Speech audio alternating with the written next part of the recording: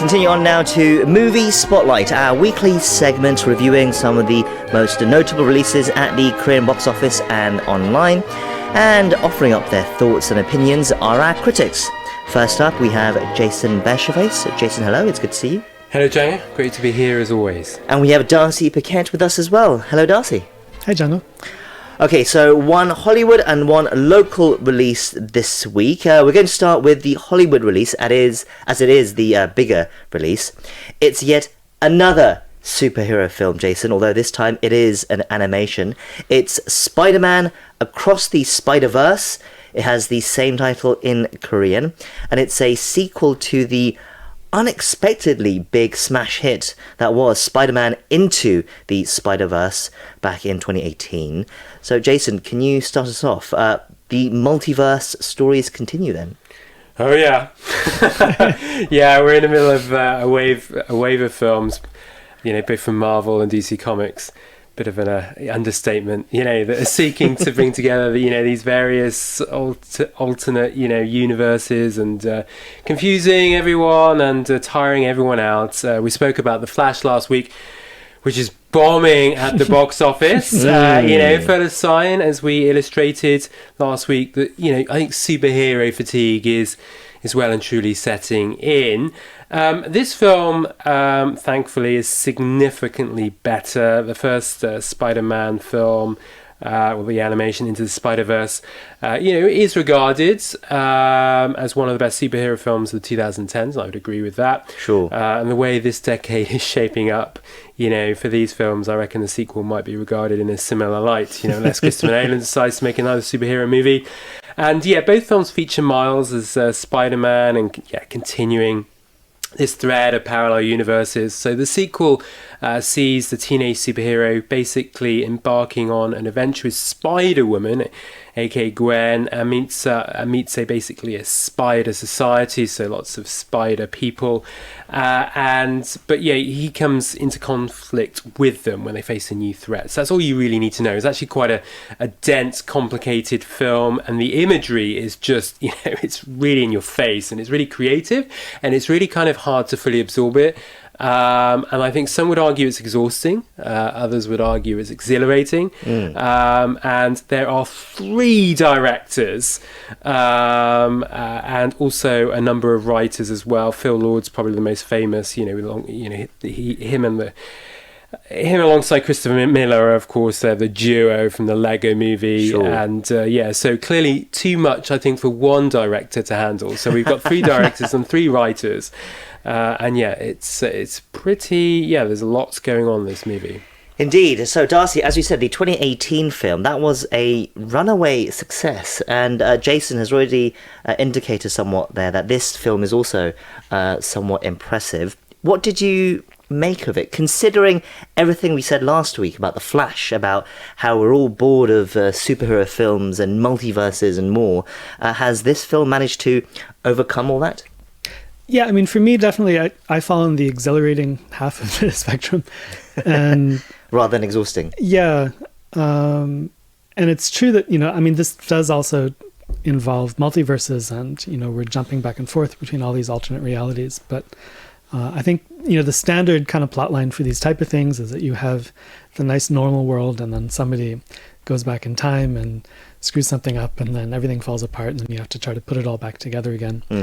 And I mean, this one, it's I like the setup in that, you have a different Spider-Man in each of these worlds. And so you kind of see it more from the point of view of different characters than just focusing on, trying to understand what's happening logically and how all these different things fit together. And so, right. Depending on all these alternate, worlds and timelines, whoever the spider bit ends up becoming a Spider-Man, whether it's a man or a woman or a cat or whoever it happens to be.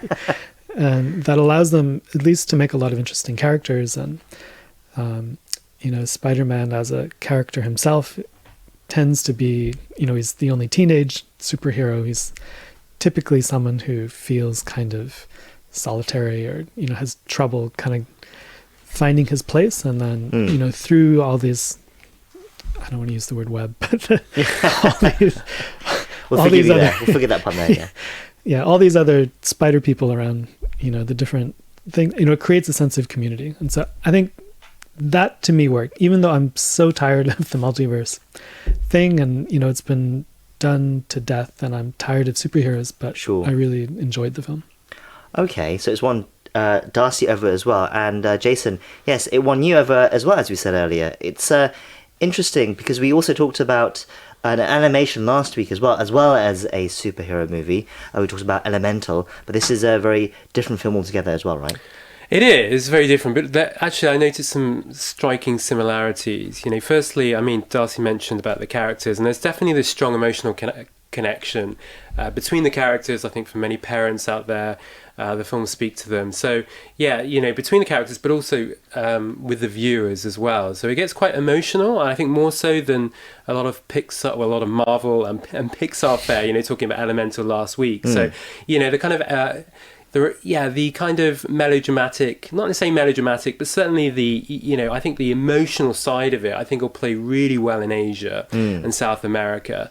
And so even though Elemental, for example, didn't open particularly well in America, but actually here in Korea, it's kind of beginning to build.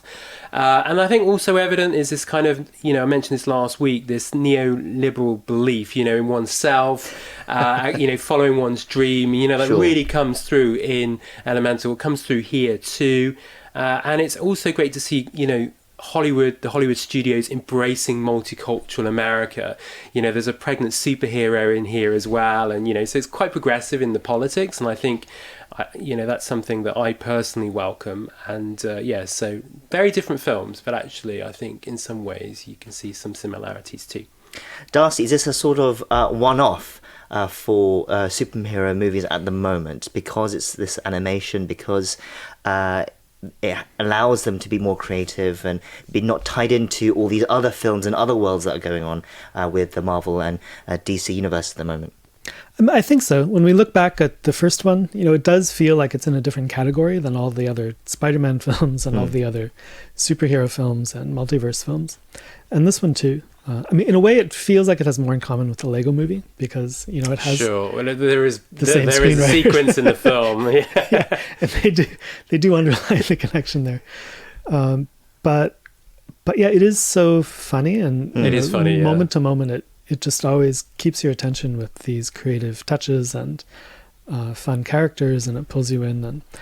And so, people who enjoyed the Lego movies, I think, will like this, even if they're really sick of superhero movies. Okay, so that was Spider-Man Across the Spider-Verse.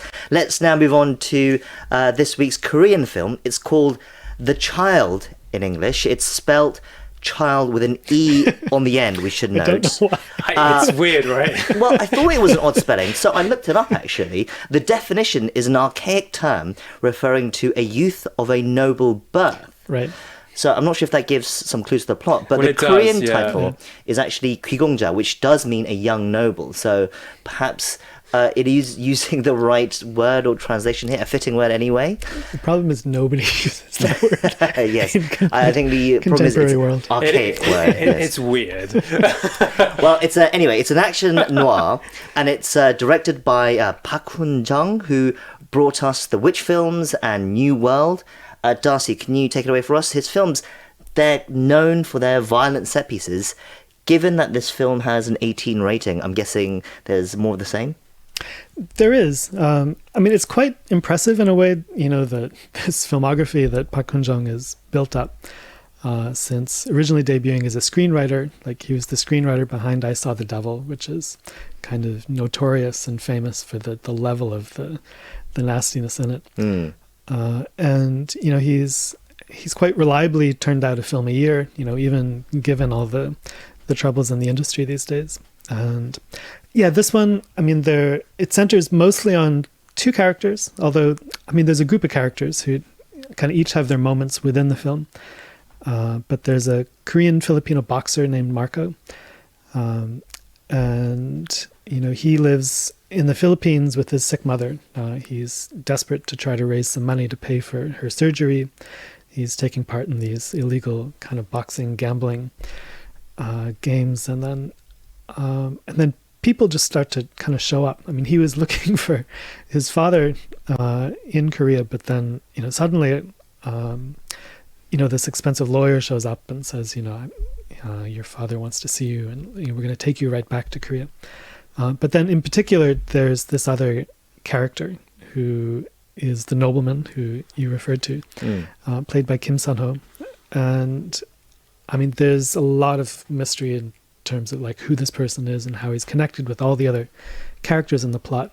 He has this real attitude. He kind of shows up with this annoying smiley grin. face. It just drove me crazy. Yeah, and he's like, "I'm a chingu. I'm your friend. And right. I'm gonna help you." But then he speaks in this really threatening kind of tone, and all of them show up in Korea, and then.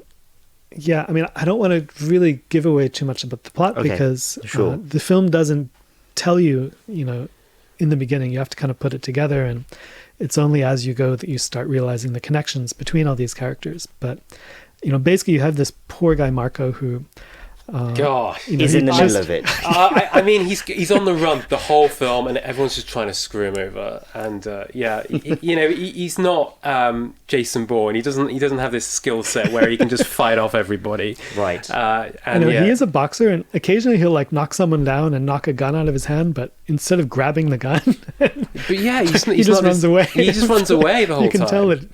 He's not used to this kind of Jason Bourne stuff. Okay, so there's a lot of mystery, a central figure who's on the run most of the time, but there's also a lot of violence, a lot of fighting as well, I'm sure. Jason, what did you make of it all? Yeah, I didn't like it too much. I think there's an attempt here to kind of attract the mainstream crowd, so...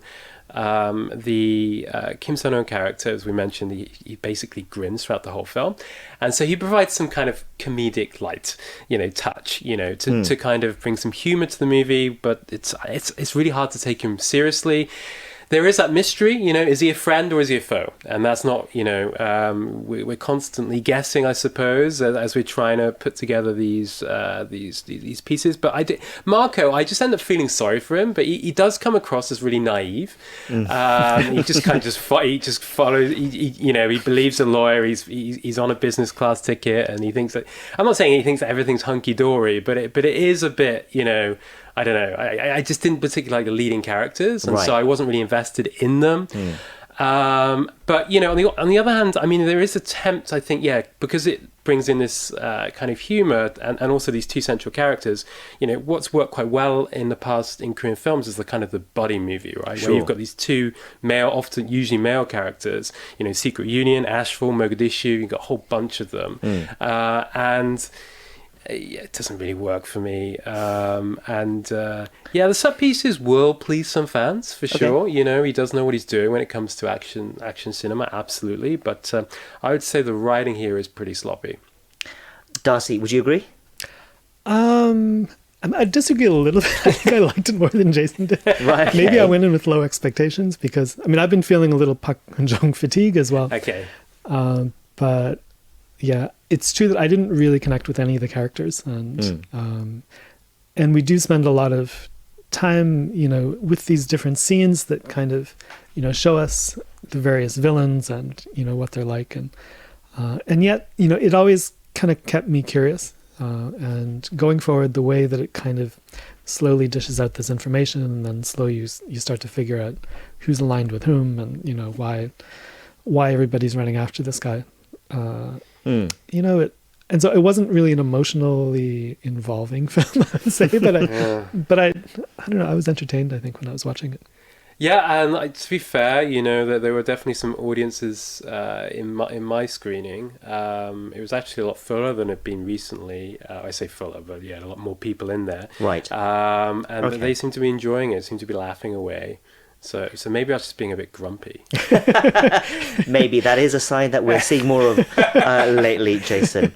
Okay, well, that was The Childe with an E, and it's out now in Korean cinemas. That's all for Movie Spotlight this week. Jason, Darcy, thank you for your reviews as always, and have a great weekend.